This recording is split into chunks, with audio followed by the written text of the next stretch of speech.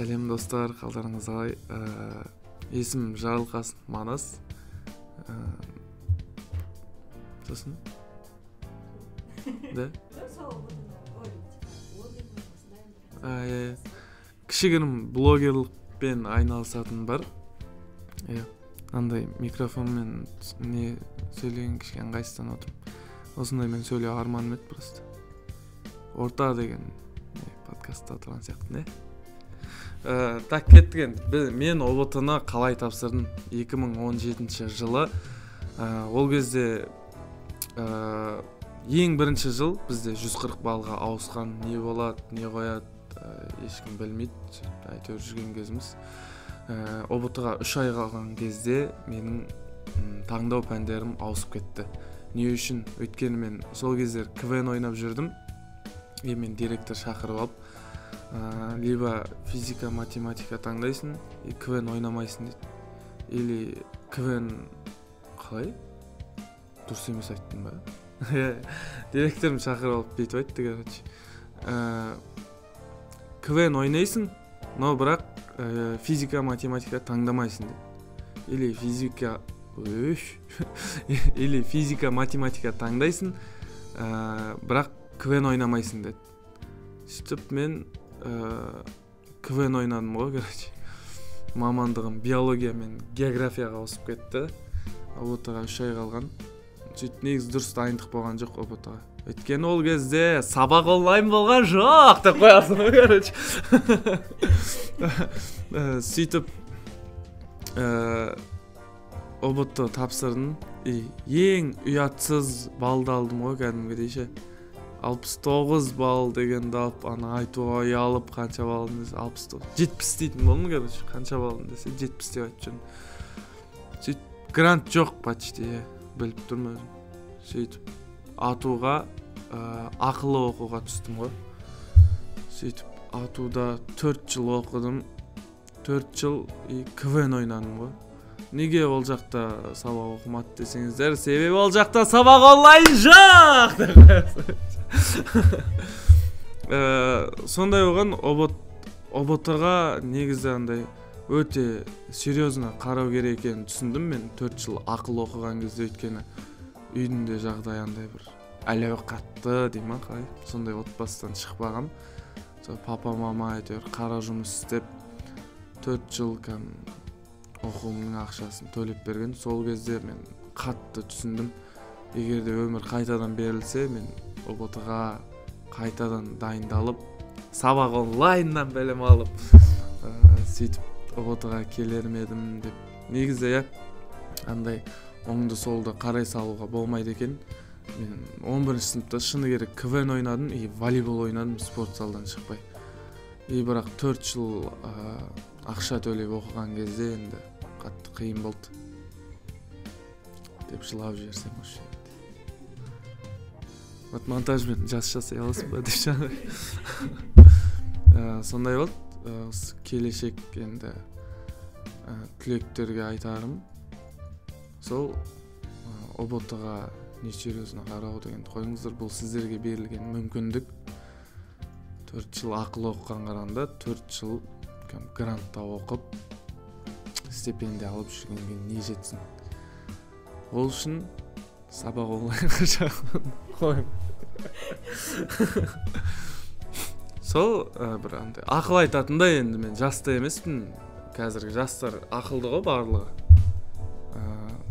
ОБТ-да сәттілік тілеймін барлықтарыңызға. 140 емес, 135 балаңызы 140 болса өтірік болып қалады. Сатып алған білініп қалады. Сабақ онлайн 130 ба сондай алдырып береді, оқысаңыздар.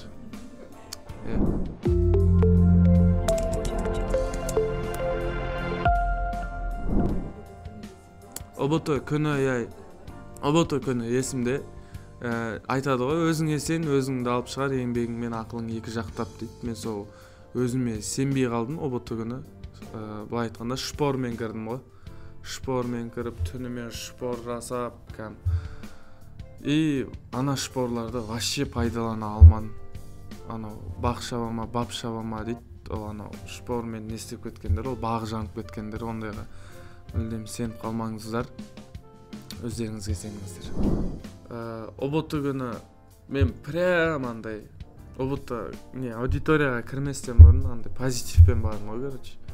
И ол шпорға сеніп бардым. Андай түр бермеу керек, анау мынау.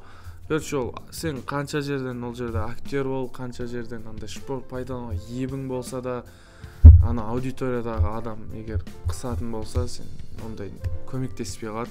Ол жерде тек білім керек. Неге ату таңдадым? Өйткені КВН ойнап жүрдім мектепте. КВН ойнап жүрдім да, 69 бал алып қалдым. Грант жоқ. Казгуда оқитындай ақша жоқ. Атуды қарасам, ақша жағынан да ыңғайлы. Одан кейін ол жақта КВН қайттан қатты дамыған екен. КВН-ін көріп, енді мамандық просто мен экологпын ғой, мен атуда. Мен явно эколог болмаймын ғой. Таза оған директормын қазір мысалы деп. Эколог болып шықпайтын білдім да, қайттан 4 жыл КВН ойнадым ғой. Осы интервьюді қазір Нұр-Сұлтан қаласында тағы да КВН ойнауға келіп, керемет сәт түскен екен. Қазір сабақ онлайнда, сабақ оқып жүріп, даяшы болдым. Официант дей берсем болады шығар. Официант болып жұмыс істедім, оқып жүріп. Оның өзінде көп істеген жоқпын. Өйткені ату тоже қатты оңай университет болған жоқ. Ол жерде жемқорлық дейді ғой. Ату сол жемқорлыққа бірден бір қарсы универлердің бірі деп ойлаймын. Мен қателеспесем бірінші курсымда ғана бір апай ғана сабағын ақшамен жапқанбыз. Одан кейін 4-ші курсыма дейін ондай көрмедім. Ату біз жемқорлыққа қарсымыз деп атуға реклама кетті. Блогерлық салаға сол КВН ойнап жүрміз. Одан бөлек Тамаша деген каналда автор болып жұмыс істеп жүрдік. Вайнерлерге вайн жазып беретінбіз. Сөйтіп жүрген кезде карантин басталды. КВН тоқтап қалды. Каналдан біз жұмыстан шықтық. Вайнерлер вайн жаздыртпайтын болды. Сөйтіп не істейміз деп өзіміз. Бірақ өзімізге андай блогер болған ұнамайтын негізі. Бірақ карантинде іш пысты да, тәуекел бастап көрейік деп бастадық.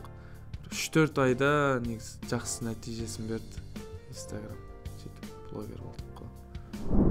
Жайдарманда кеше санадым. 7 жыл. Осы менің 7-ші фестивалім. 7-ші рет осындай суықта Астанаға келдім. Биыл айтпақшы Жайдарманда соңғы сезон, соңғы маусым дейді ғой. Бұйыртса осы жыл чемпион болсақ та, болмасақ та Жайдармандағы карьерамызды аяқтаймыз. Астана аренадағы футбол негізі мен қандай сезім болдыңыз? Мен жалпы Астанаға досымды қолдауға келгем, ол As the Family дейтін құрамада өнер көрсетеді. Қолдауға келсем, маған Жайдарманнан хабарласып тұр. Осындай As the Family ме ойнаймыз, бізге ойнайсың ба дейді. Дәл сол арада жанкер болып келген адам досына қарсылас болып кетті. Әрине өте қуанышты эмоцияда болдым. Өйткені Астана аренада мүлдем доп тебе алмайтын адам ертең. Сонша адамның көзінше өнер көрсетсе қызық қой. Хоббим КВН ғой қазір. КВНді басында қатты серьезно қарап, қатты кіріп кеттім да. Вообще жұмыс істегендерге мән берген жоқпын. Сол кезде бір ағамыз хабарласып, тоже КВНде ардагер ағамыз. Не істеп жүрсің, КВНнің ар жақ бер жағына шығып, КВНді хобби ретінде ойнамасаң жүре бересің дегеннен кейін кішкене бер жағына шығып, басқа жұмыстармен айналысып, КВНнің уақытында ғана КВНнің атмосферасына кіріп, басқа кезде өзіміздің жұмыстармен айналысып жүрміз. Қатты өңкінген, жаңа пальтомен шығып кеткен, суық екен астан. Қатты қуанған, қазір сабақ онлайнда отыр.